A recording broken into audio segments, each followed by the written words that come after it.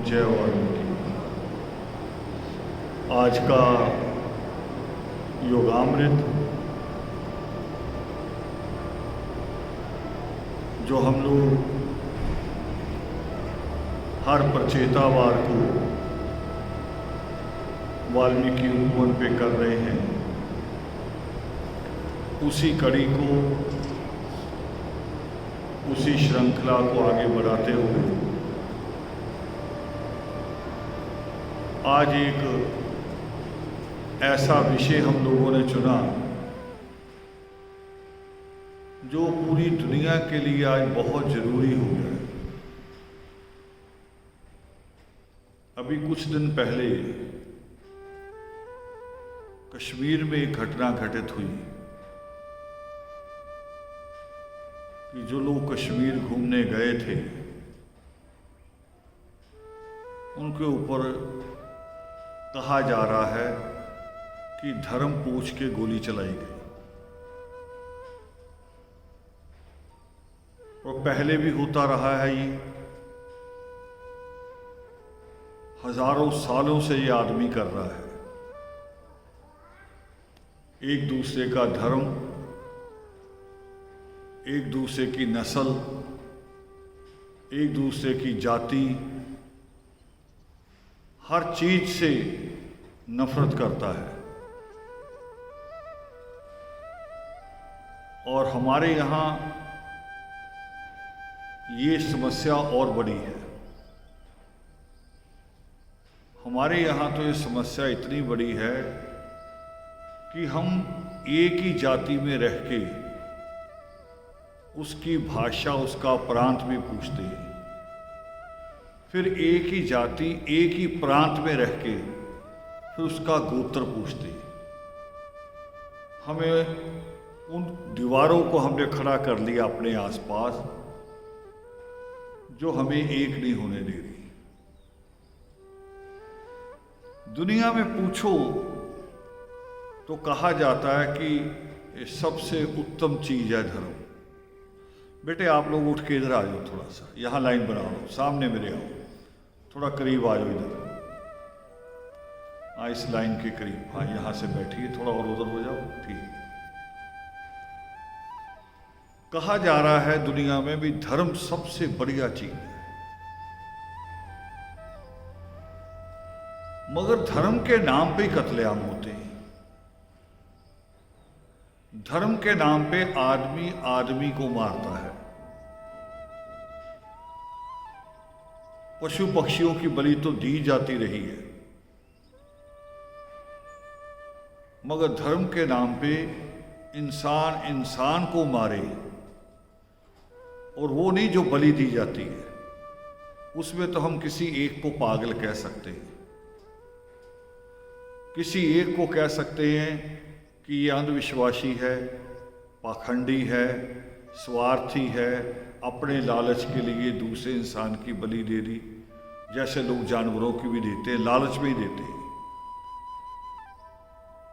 उनको कोई धार्मिक आदमी ही सिखाता है कि तुम्हारा मकान नहीं बन रहा, तुम्हारे घर से बीमारी नहीं जा रही, तुम्हारे बच्चे आगे नहीं बढ़ रहे, यानी जितनी भी हमारी समस्याएं हैं, तो मुर्गे की बलि दे दो, बकरे की बलि दे दो। और वो जो लोग नारियल फोड़ते हैं वो वेज बलि है, वो भी है बलि ही, कर वही रहे हैं। ये धर्म के शास्त्रों में भी लिखा हुआ है, करे खुदा कुर्बानी मांगता है, तो किसी ने बच्चे के बच्चे की बलि दे दी और कहा कि खुदा ने मांगी थी। भी ये ईश्वर को आपसे मांगने की जरूरत क्या है? घर का मालिक जो होता है उसको किसी चीज को मांगने की जरूरत है? वो तो खुद मालिक है। और ईश्वर कोई अपाहिज नहीं हो गया, ईश्वर कोई बूढ़ा नहीं हो गया कि चारपाई पे लेटा है और आपसे मांग रहा है, फिर वो ईश्वर नहीं है। मगर बना लिया हमने ये और बनाया ये सारा जितना कत्लो गारत है, जितनी गंदगी है, सारी धर्म के नाम पे होती है। धर्म के नाम पे लड़ते हैं, धर्म के नाम पे मारते हैं, और हजारों सालों से हो रहा है, हजारों सालों से। हिटलर का नाम बहुत बुरी तरह से लिया जाता है, मगर हमारे सबके दिल में एक हिटलर है। हम अपने पड़ोसियों को बर्दाश्त नहीं करते। पड़ोसियों से जिनके साथ जन्म होता है, जिनके साथ खेलते हैं, पहली मुसीबत में आवाज पड़ोसी को लगाते हैं, मगर उसे बर्दाश्त नहीं करते।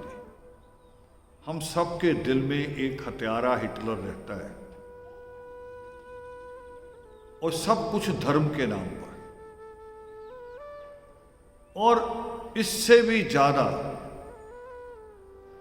यहां तो कोई कह सकता है कि धर्म के नाम पे हम तो अपने देश की लड़ाई लड़ रहे हैं। कश्मीरी, खालिस्तानी, ये सब लोग ऐसे कह सकते हैं, मगर भारत में तो धर्म शास्त्र कहते हैं कि अगर तुम्हारी सेवा करने वाला आदमी, अगर तुम्हारे घर का कूड़ा उठाने वाला आदमी, अगर तुम्हारे घर की गाय भैंस को चारा डालने वाला आदमी, अगर उसका बच्चा पढ़ना लिखना शुरू कर दे तो उसे भी दंड दो। ये धर्म शास्त्र कहते हैं। और नहीं तो किसी से पूछो, आपका गूगल भी बताएगा भी धर्म की परिभाषा करो, डिफाइन कीजिए भी रिलीजियस क्या है, तो बड़ी अच्छी परिभाषाएं मिलेंगी। धर्म का मतलब आएगा धैर्य, धीरता, करुणा, प्रेम, मगर दिखाई कहीं देता है? दिखाई कहीं नहीं देता। अगर दिखाई देता तो मंदिर और गुरुद्वारा अलग अलग नाम से नहीं बनने थे, फिर तो एक ही जगह काफी थी ईश्वर को याद करने के लिए, उसको सजदा करने के लिए। जब ईश्वर कण कण में व्यापक है तो कहीं भी किया जा सकता था। उसके लिए अलग अलग से मॉडल खड़े करने की, अलग अलग से ये नए नए डिजाइन बनाने की जरूरत क्या थी? ये जरूरत वही थी कि हमारे अंदर हत्यारा मनु भी बैठा है, हमारे अंदर हत्यारा गौतम ऋषि भी बैठा है, केवल हिटलर नहीं है, वो सारे विद्वान हैं। फिर धर्म क्या है? धर्म असल में ये नहीं है कोई राजनीतिक दल हो जाए। धर्म वो नहीं है जो एक सैनिकों का समूह हो जाए जो मिलके देशों पे हमला करे, अपना देश बड़ा करे। धर्म की परिभाषा हमारे नित्यनेम में आती है। अभी हम पढ़ रहे थे कि दल बल देना दाता, उदय हो विद्या का भाव। ईश्वर से हम कह रहे हैं कि दल बल तो देना, हमारी संख्या तो बढ़े, मगर जब संख्या बढ़े तो हम करें क्या? क्या दूसरों पे हमला करें? दूसरों को डराएं कि मेरे साथ 100 आदमी हैं? पड़ोसियों को डराएं, दूसरे गांव वालों को डराएं, दूसरे शहर वालों को डराएं, दूसरे मजहब, दूसरी जाति, दूसरी भाषा वालों को डराएं? इसके लिए थोड़ी है। जब ईश्वर एक है, सारी दुनिया मानती है कि ईश्वर एक है। लिखा होता है ना एक ओंकार, कि ओंकार जो है, जो मालिक है वो एक है। और कहीं कहीं सादा लिखा होता है सबका मालिक एक, कहीं कहीं लिखा होता वही एक। सब कह रहे एक, और उस एक की हम संतान, तो फिर लड़ाई किस बात की? जब हम उसी एक की संतान हैं, फिर लड़ाई क्या है? लड़ाई वो है जो हमने झूठ के नाम पे धर्म खड़ा कर दिया। लड़ाई वहां है जहां हम अपना स्वार्थ पूरा करने के लिए झूठे तर्क देते हैं, नकली बातें कहते हैं। ऐसा ग्रंथ है गीता। कभी सोचा गीता क्या है? लगता है, सुनने में लगता है धर्म ग्रंथ है, बड़ी बड़ी कथाएं भी होती हैं, बड़े संत घूमते हैं, कह रहे भागवत गीता पे 7 दिन का प्रवचन करेंगे। लोगों को लगता है धार्मिक ग्रंथ है, मगर सोचो कहां से शुरू हुआ, कब कहा? हर चीज के पीछे कारण होता है, कौन सी बात कहां कही गई। जैसे सृष्टिकर्ता वाल्मीकि दयावान के मुख से जो दुनिया का पहला श्लोक निकला, उसका कारण था कि उनके आगे क्रौंच की हत्या हुई, तो उन्होंने दुनिया का पहला श्लोक कहा। हर जो भी, चाहे गुरुओं के मुख से भी निकले, ये तो परमात्मा की बात हम कर रहे हैं, चाहे आम संतों के मुख से भी कोई बात निकलती है, उसका कारण होता है। जब टीचर कहता है खड़ा होकर शांत हो जाओ, उसका कारण होता है कि क्लास में लोग शांत नहीं हैं। अगर सारे शांत बैठे हो और टीचर कहे शांत हो जाओ, अच्छा लगेगा? लगेगा टीचर पागल हो गया। उसका कोई कारण होता है। जैसे गुरु गोविंद सिंह जी का एक श्लोक मुझे याद आ रहा है। जब सारे लोग लौट के आए और उनके चारों बच्चे नहीं आए, और उनकी पत्नी ने पूछा हमारा एक बच्चा भी नहीं आया, तब उन्होंने एक बात कही कि 4 मई तो क्या हुआ जब जीवत कई हजार। वो एक बड़ी बात थी। वहां अलग धर्म, अलग जाति, अलग भाषा, यानी अलगाव की कोई बात नजर नहीं आ रही थी। क्या कहा कि वो 4 जो मेरे बच्चे थे वो तो मेरे लिए लड़ेंगे ही। हम अपनी बात कर लो, हमारा बाप शराबी हो, जुआरी हो, बाहर लड़ पड़े किसी से, बाप ही गलत हो भले, मगर हमें बाप की साइड खड़ा होना पड़े। और ये बात गुरु गोविंद सिंह जी बड़े रूप में कह रहे हैं। वो कह रहे वो मेरे 4 बच्चे थे, उनको तो मेरे साथ लड़ना ही था, मेरे साथ खड़े होना था, शहीद होना था। मगर ये जो बाकी हैं, जो ना मेरी जाति के हैं, ना मेरे खून के हैं, ना मेरे मजहब के हैं, ना मेरी भाषा के हैं, फिर भी मेरे साथ खड़े हैं, ये उनसे बढ़कर है। तो धर्म, जो हम धर्म सोचते हैं, मैंने बेटियों से कहा भी आप इधर आ जाओ, ये एक अलग धर्म सोचती है। मां का दिल बड़ा कमजोर होता है, करुणा से भरा होता है, वैसे मजबूत होती हैं, बुखार में भी काम करेंगी, जल्दी दवाई लेने नहीं जाती, बहुत मजबूत होती है। रात को 11 बजे भी कोई आ जाए तो उठ के फिर रसोई शुरू कर देती है, बड़ी हिम्मत होती है। और मां का जन्म उतनी बार होता है जितनी बार वो बच्चे को जन्म देती है। बड़ी हिम्मत होती है, मगर दिल बड़ा बहुत नाजुक, ममता से भरा हुआ। इनका मजहब बिल्कुल अलग है, इनका धर्म बिल्कुल अलग है। इनका धर्म है कोई ताबीज दे जाए कि तेरे बच्चे ठीक रहेंगे, ये वो भी रख लेती। कोई कहे राख ले लो, वो भी रख लेती। कोई कहे नीम के पत्ते तोड़ के यहां टांग दो, वो भी कर देती। कोई कहे बोतल में नीला पानी डाल के टांग दो, वो भी कर देती। कोई कहे संधूर यहां गिरा दो, वो भी कर देती। क्योंकि दिल बड़ा नाजुक है। करती किसके लिए? अपने लिए नहीं करती, अपने आप से नहीं डरती, अपनी संतान के लिए करती। मगर ये धर्म नहीं है, ये मजहब नहीं है। और जो धर्म ये सिखाता है दूसरे का कत्ल करना, कि जा, जैसे राम से कहा गया कि जाओ महामुनि शंभू की गर्दन काट दो। क्यों? क्योंकि वो स्कूल जाना शुरू कर दिया उसने। इनको पढ़ने लिखने का अधिकार नहीं होना चाहिए, वो धर्म कैसे हो सकता है? अब इसी को दूसरे रूप में भी ले लो, आज के रूप में। एक ही गांव होता है, एक ही गांव, उसके जितने रास्ते सड़क से मिलते हैं बड़ी से, जब गुरुओं के दिन आते हैं तो सारे रास्तों पे छबील लगा देंगे, लंगर लगा देंगे। एक गुरुद्वारे की तरफ से लग जाएगा, एक सरपंच लगा देगा, एक कोई नौजवान सभा वो भी लगा देगी, कई कई लगा देते हैं, कई बार इकट्ठा होकर लगा देते हैं। और आप रोड पे चलो, 2-2 किलोमीटर पे लंगर मिलेगा।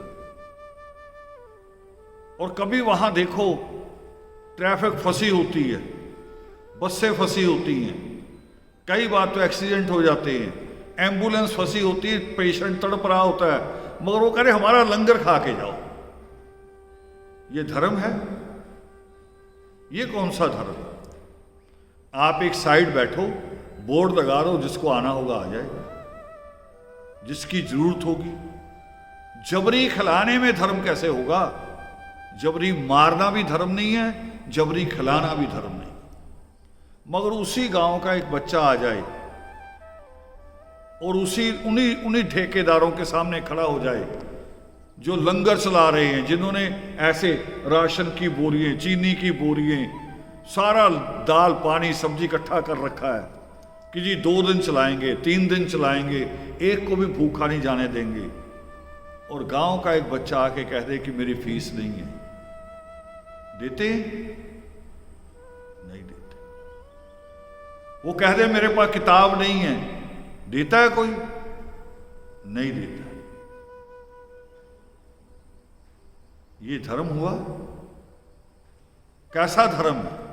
अगर आपके दिल में करुणा नहीं है, अपने जैसे इंसानों के लिए प्यार नहीं है, हमदर्दी नहीं है, तो फिर धर्म कहां आ गया?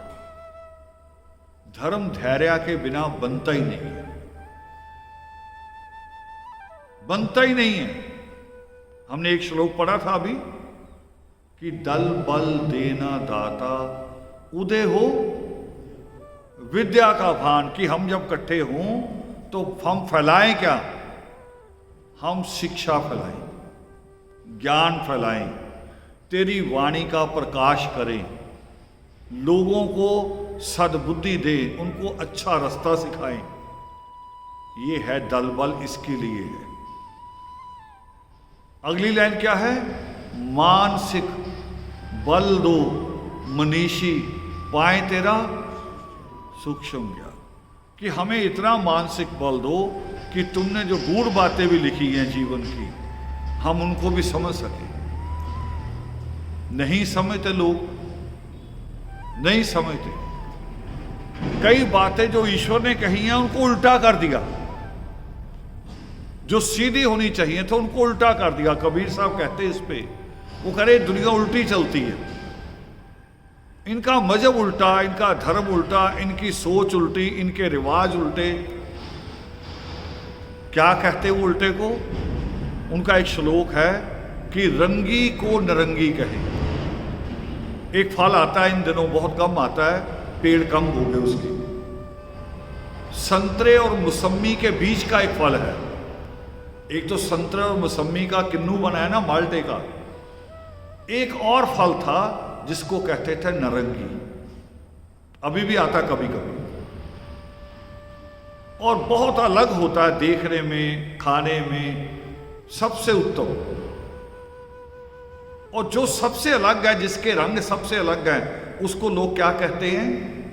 नारंगी, यानी जिसका कोई रंग नहीं। देखो, उसका अंदर से भी इतना खूबसूरत रंग होता है कि संतरे का भी सुर्ख इतना नहीं होता जितना उसके अंदर होता है। उसका नाम रख दिया नारंगी, यानी बेरंगी। देखो, रंगी को नारंगी कहें, फिर दूध में से जो मिलता है कहें दूध को खोया, जो दूध में से मिलता उसको कहेंगे खोया। भी वो तो मिला है, वो खोया थोड़ी है। वो तो पाया और सबसे अच्छी चीज पाई, उसका खोया बनाया, सबसे अच्छी चीज बनाई, उसको कहते खोया। खोया मैंने, खोया मीन्स कि जो हाथ से निकल गया। वो निकलता थोड़ी हाथ में आता है। चलती को गाड़ी कहें, जो चीज चल रही है उसको कहते गाड़ी। गाड़ी तो होती जो जमीन में गड़ी हुई हो। ये पिल्लर गाड़ रखे हैं आपने जमीन में। चलती चीज को कहते गाड़ी। देखो कितना उल्टा रिवाज है। आखिर में फिर कबीर साहब कह रहे देख कबीरा रोया, कि रंगी को नरंगी कहें, कहें दूध को खोया, चलती को गाड़ी कहे, देख कबीरा रोया। कि ये सारे उल्टे। नदी को कहेंगे नदी चल रही है, नदी कभी नहीं चलती, नदी तो वहीं खड़ी रहती है, उसका पानी चलता है। सारी चीजें उल्टी कर दी हैं। ऐसे ही सृष्टिकर्ता वाल्मीकि दयावान वो कहते कि जो पुरुषार्थ है उसके 4 हिस्से हैं। देखना, अब इसके मुकाबले में पाप खड़े किए हुए, जिसको परमात्मा कहते कि पुरुषार्थ है, उसके मुकाबले में उसी को पाप कह दिया। सृष्टिकर्ता वाल्मीकि दयावान कहते पुरुषार्थ के 4 रूप: धर्म, अर्थ, काम, मोक्ष। पहला धर्म। तो धर्म पे तो आधी दुनिया पे पाबंदी लगा दी कि तुम्हारा धर्म नहीं है, तुम मंदिर में नहीं आ सकते। गुरुद्वारों में गुरुओं ने शुरू किया था कि लंगर और पंगत भी एक ही पंगत में बैठ के, एक लाइन में बैठ के, राजा भी और फकीर भी, अमीर भी और गरीब भी एक ही लाइन में बैठ के खाएगा। मगर गुरुद्वारों के ठेकेदारों ने अलग अलग कर दिया। अब तो मेरे पास फोटोएं आ रही हैं, बर्तन रखे हुए हैं, अलग लिखा हुआ जट्टा दे बर्तन, दूसरी तरफ लिखा हुआ मजबियां दे बर्तन। ये गुरुद्वारे पंजाब के गुरुद्वारों की है, दूर की नहीं बता रहा। कई गुरुद्वारों ने दूसरा काम कर रखा है।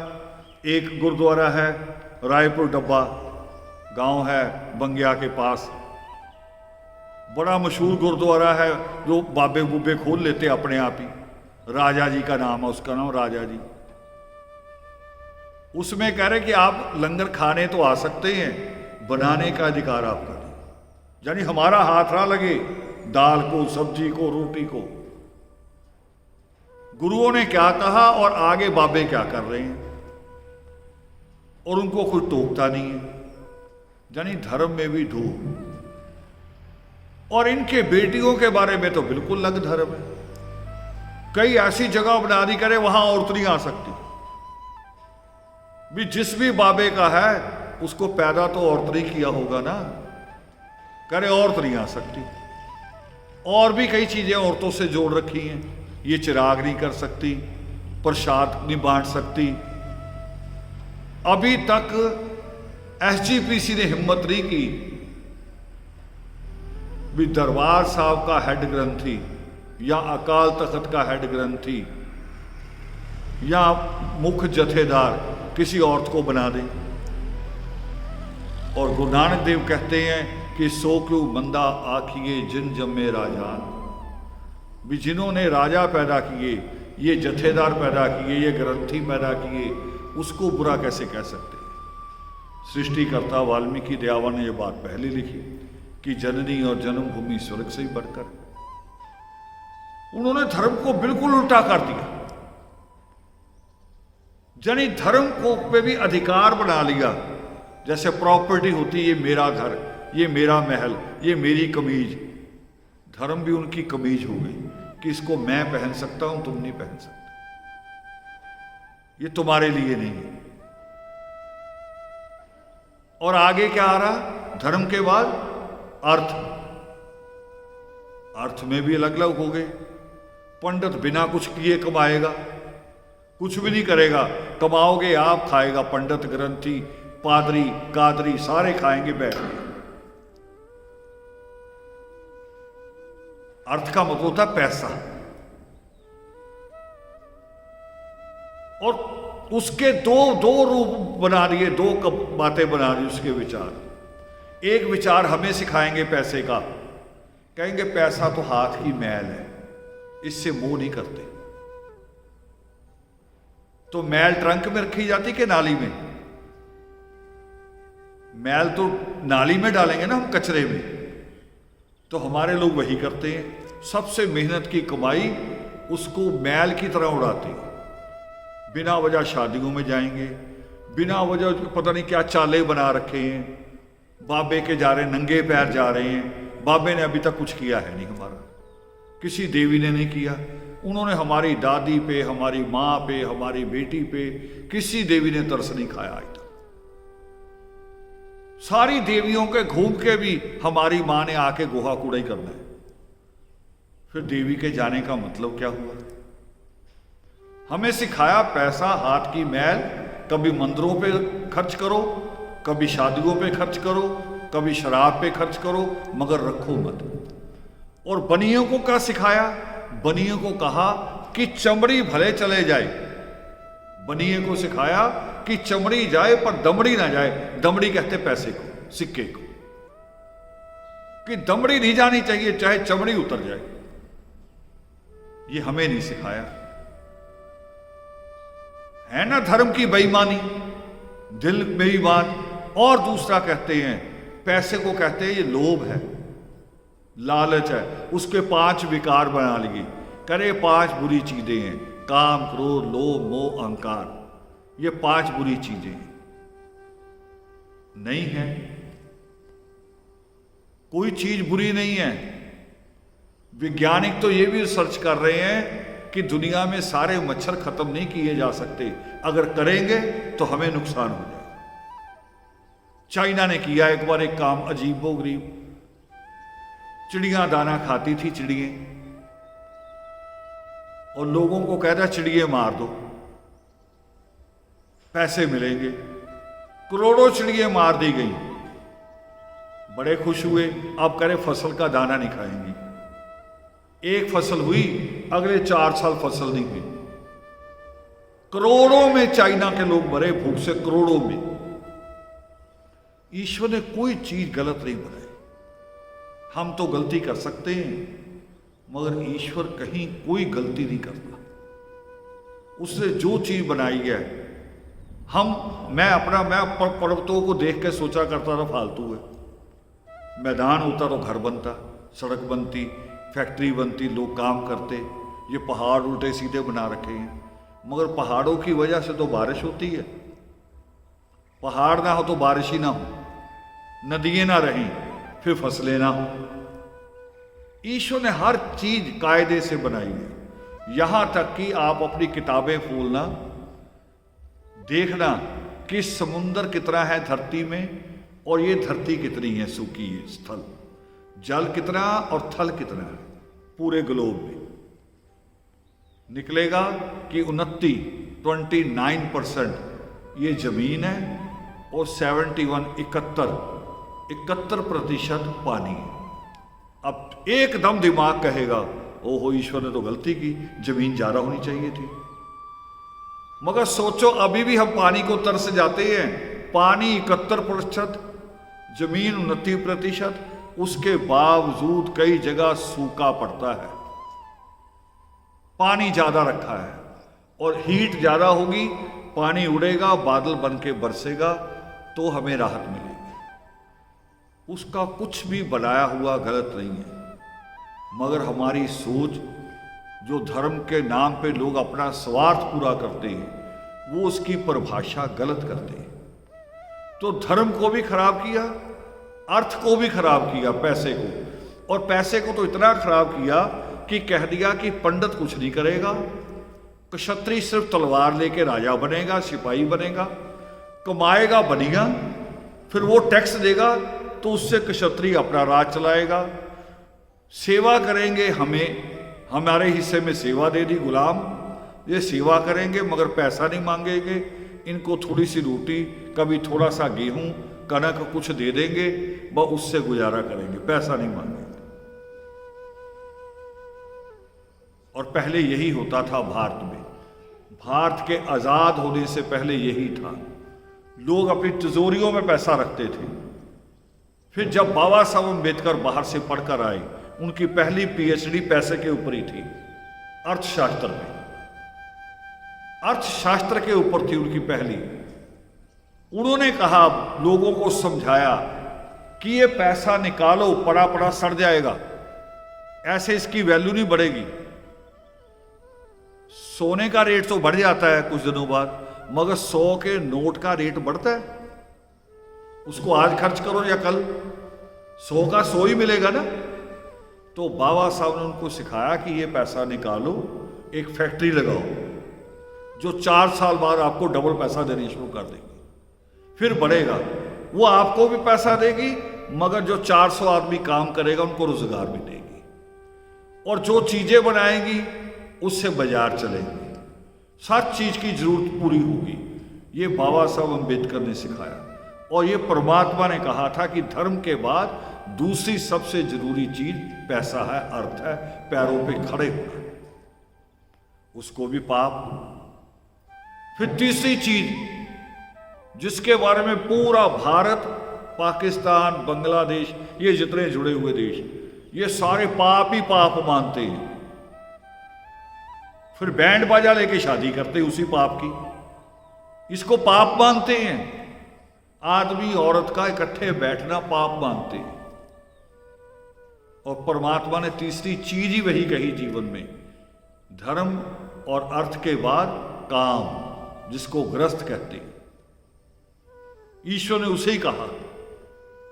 अगर ये पाप है, चलो इंसान का दिमाग मान भी ले कि इंसान बड़ा शैतान है, होता भी है, बाकी जीवों से इंसान ज्यादा शैतान है। उल्टी चीजें बातें भी सोचता है, लोहा निकाल के स्टैंड भी बना लेता है, लोहा निकाल के तलवार भी बना लेता है। बड़ा उल्टा भी चलता है आदमी का दिमाग, ठीक भी चलता है, उल्टा भी चलता है। अगर है भी, मगर दुनिया के बाकी जो पशु पक्षी हैं उनमें प्रेम कहां से आया? उनमें प्रेम कहां से पैदा हुआ? उन्होंने कहां से सीखा कि इकट्ठे रहेंगे? वो क्रौंच और क्रौंचनी इकट्ठे थे ना। ईश्वर ने उनके इकट्ठे होने को पाप कहा कि उनको अलग अलग करने को पाप कहा? ईश्वर का जो श्लोक है, मां निषाद प्रतिष्ठाम तवम गमा शाश्वती समा, यत, देखो परमात्मा क्या कह रहे हैं, यत क्रौंच मिथुना, कि जब वो प्रेम में मगन थे तब तुमने उनको जुदाई का दुख दिया, इसलिए पाप। मगर इंसान ने इस सारे को पाप बना दिया। उसको पता ही नहीं इंसान भी मैं क्या कर रहा हूं। कुछ चीजें बुरी होती हैं जब हम उनको ज्यादा करते हैं। ज्यादा पैसे से लालच करो वो बुरा, ज्यादा पानी भी पी जाओ वो भी बुरा। आप मिर्च खाए बिना आपकी सब्जी नहीं बनती, मगर वो 1 चम्मच ज्यादा गिर जाए तो खा लोगे, फिर नहीं खा पाते। ज्यादती बुरी हो सकती है, मगर ईश्वर की बनाई चीजें बुरी नहीं होती। तो उसको भी बुरा कहा जिससे सृष्टि चलती है,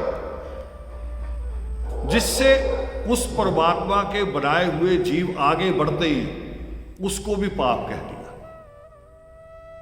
समझ आदमी की खराब कर दी। और कौन खराब करता है?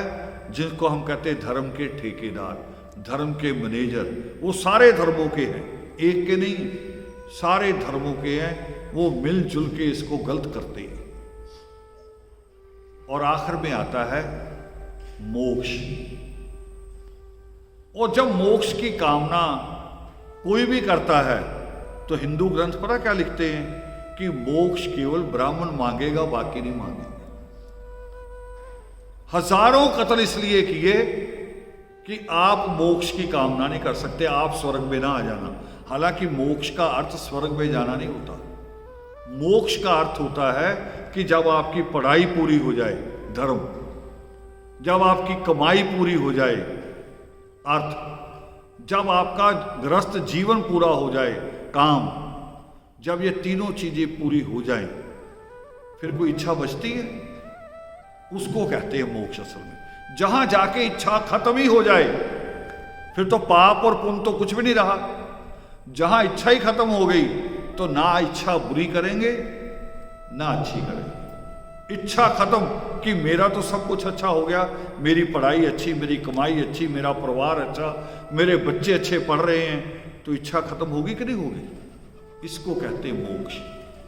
और उस पे भी कहते कि मोक्ष सब नहीं ले सकते, कुछ लोग ले सकते, बाकी नहीं ले सकते। भी कुछ लोग अलग होते तो ईश्वर उनको अलग बनाता।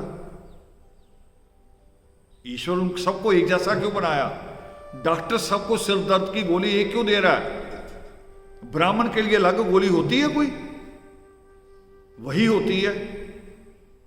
एक सा ऑपरेशन होता है उसका, एक सा खून चढ़ता है, और ब्लड ग्रुप हमारे सबके किसी से भी मिल सकते हैं। मगर फिर भी कुछ लोग बांटने को कहते धर्म। ईश्वर कहता जोड़ना धर्म, बांटना धर्म नहीं है, जोड़ना धर्म। तो नित्य में एक श्लोक आता है, शट दीजो वर मुझे दातों के महादात। अब आगे देखना क्या क्या है।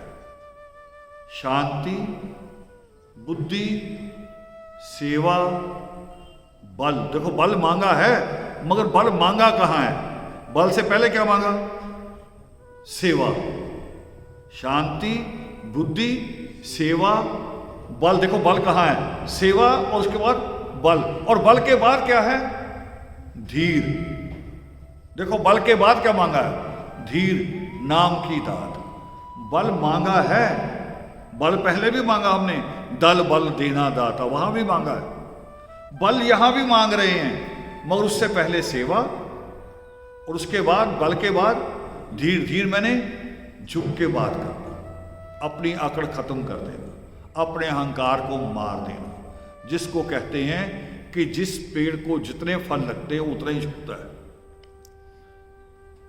एक श्लोक भी आता है कि नानक नीवा जो चले लगे ना तत्ती हुआ। ये धीरता है। आप कमजोर सा आदमी हो, एक आदमी कमजोर सा हो, वो तो सबके पांव छूता फिरेगा बेचारा, सबको जय वाल्मीकि कहेगा। एक आदमी रुतबा भी रखता हो, पैसा भी हो, बड़ी गाड़ी भी हो, बड़ी बॉडी भी हो, और वो गाड़ी रोक के किसी को कहे कि जी जय वाल्मीकि, जय जोहार, उसको क्या कहेंगे? उसको कहेंगे धीरता, उसको कहेंगे धर्म, उसको कहेंगे धैर्य। वो सच्चा है।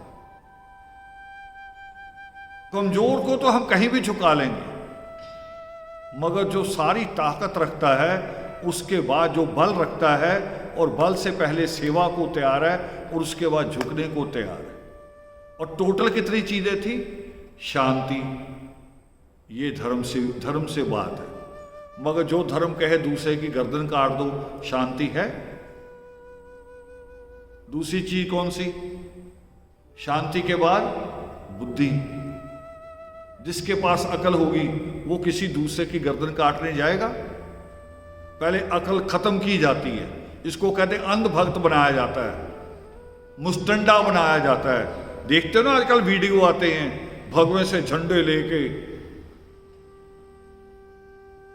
उनको देख के, उनके चलने से, उनके बोलने से ही दहशत आती भी, दूर हो जाओ। और एक हम प्रभात फेरी निकालते हैं, यहां इस गांव में भी निकाली थी। किसी को देख के लग रहा था कि दूर हो जाऊं? किसी को भय लग रहा था? हर आदमी निकल निकल के देख रहा था, उसे खुशी हो रही थी। ये होना चाहिए। धर्म में धैर्य होना चाहिए, सहनशीलता होनी चाहिए, दूसरों के प्रति सहानुभूति होनी चाहिए, प्रेम होना चाहिए। मगर हमने सारी चीजों को उल्टा कर दिया। अब संत कौन बनते हैं? पादरी कौन बनता है? नन्स होती उनमें एक, मुसलमानों में भी, हिंदुओं में कहते बाल ब्रह्मचारी होते हैं। कौन कह रहे जी मैं परिवार प्रभु से मेरा कोई रिश्ता नहीं। भाई परिवार है कौन? परिवार उसी की तो संतान है, और उसकी संतान से आप कहो मेरा रिश्ता नहीं, और ईश्वर को कहो कि तू मुझे मिल जा। है अजीब बात। दिमाग लगता ना भी इसके दिमाग के इलाज की जरूरत है इसको। जो आदमी एक गिलास पानी नहीं पी सकता, वो समुद्र को जाके कहे कि तुम्हें पीने आया हूं, पी जाएगा उसे? वो तो समुद्र है ना। हम बोलते नहीं, श्लोक आता है, अक्षय अर्थ अविनाशी तू ही अक्षय समुद्र। आगे क्या लाइन है? मैं तो जल की बूंद हूं और तू पूरा क्या है? वो पूरा समुद्र है, जल का भंडार है, जिसको रत्नाकर भी कहते हैं। समुद्र को रत्नाकर कहते हैं, जहां से रतन निकलते हैं। तो आदमी ने, पूरे दुनिया के आदमी ने धर्म की परिभाषा ही गलत कर दी, सारा उसको उल्टा कर दिया, और हमें उसको ठीक करना। धर्म का मतलब पड़ोसी से नफरत नहीं, किसी दूसरी चाहे दूसरे तरह का हो, उसका पहरावा दूसरा हो, उसकी भाषा दूसरी हो, वो मत्था दूसरी जगह टेकता हो, मगर उससे नफरत नहीं है। कोई गुमराह हो सकता है, गुमराह को रास्ते पे लाना हमारा फर्ज है, और रास्ते पे लाने के लिए तलवार की, बंदूक की जरूरत नहीं है, प्रेम भरे शब्दों की जरूरत है, जिसको कहते हैं कि मन जीते जग जीत। जिसने मन जीत लिया उसने जग जीत लिया। तो बहुत सारी परिभाषाएं खराब कर रखी हैं, बहुत सारे चीजें उल्टी कर रखी, जिसको कबीर साहब की भी चिंता थी और आज हम सब की भी चिंता है। तो उसी को दुरुस्त करने के लिए हम लगातार प्रयास कर रहे हैं, लगातार निरंतर। और आज वाल्मीकि उपवन पे उसी एक कड़ी में हम हर प्रचेतावार को एक नया सब्जेक्ट चुनते हैं। हालांकि जितना मैं बोलता हूँ इतना ही ज्ञान नहीं है, ये तो मेरा ज्ञान है थोड़ा सा, ज्ञान बहुत बड़ा है, और हो सकता हमें इससे आगे सीखना हो और आगे। अभी तो हमने इंसानों की बात की है कि इंसानों का कत्ल करना धर्म नहीं है, और मगर इससे आगे जाके जीवों को मारना भी धर्म नहीं है। और कहाँ किस दिशा में बढ़ना है, कैसे चलना है, उसके भी कई सवाल हैं, कई सवाल हैं जिनका जवाब नहीं है सबके पास। जैसे मेरे सामने एक बार सवाल आ गया वेज नॉन वेज को, मांस को और सब्जी को, चुनो इसमें से क्या चुनना है। विषय बाद में बात करेंगे, कभी लंबी बात, छोटी सी बात बता देता हूं। हम कहां पैदा होते, खेतों में कि मां के पेट में? और मां के पेट में हमें क्या मिलता है? किसका खून पीते हैं? मां का खून पी के पलते हैं पहले, मां का खून पी के। और जब जन्म लेते हैं तब क्या लेते हैं? कब क्या होती खुराक हमारी? पहले 6 महीने मां का सीना चीर के जो दूध निकलता है वो आता है। अब दूध कहां से आ रहा है? मां से आ रहा है, वो भी हार्ड मास की है, या गाय और भैंस से आ रहा है, वो भी हार्ड मास की है। तो अब कहां फैसला करेंगे वेज और नॉन वेज का? इसलिए मैं कह रहा हूं ज्ञान बड़ा है। जब जब ज्ञान बढ़ेगा उन सवालों के जवाब आते चले जाते हैं। ये बड़े ज्ञान की बात है। अगर मांसाहार की बात करेंगे तो दूध भी मांसाहार हो गया था, क्योंकि निकला तो उसी में से, खेत में थोड़ी उगा है, कोई पेड़ से थोड़ी निकल रहा है। और वैज्ञानिक यहां तक भी पहुंचे भी पेड़ भी जीव है, उनको भी आपसे प्रेम हो जाता है और आपको उनसे हो जाता है। तो ये विषय बड़े हैं। धीरे धीरे धीरे धीरे जैसे बच्चा करता है, पहली क्लास पढ़ता है, वो सीधे एमए में नहीं जाके बैठ सकता, जाके बैठेगा तो समझ नहीं आएगा, सारा गड़बड़ हो जाएगा उसके। तो धीरे धीरे स्टेप वाइज चलता है, हम भी स्टेप वाइज चलेंगे। तो आज का योगामृत आप सब ने मिलके इस कड़ी को संपूर्ण किया, और इसी तरह से हम इसको आगे चला के रखेंगे। आप सबके बीच में विराजमान आदि अनादि परमात्मा को सादर नमन। जय वर्ण।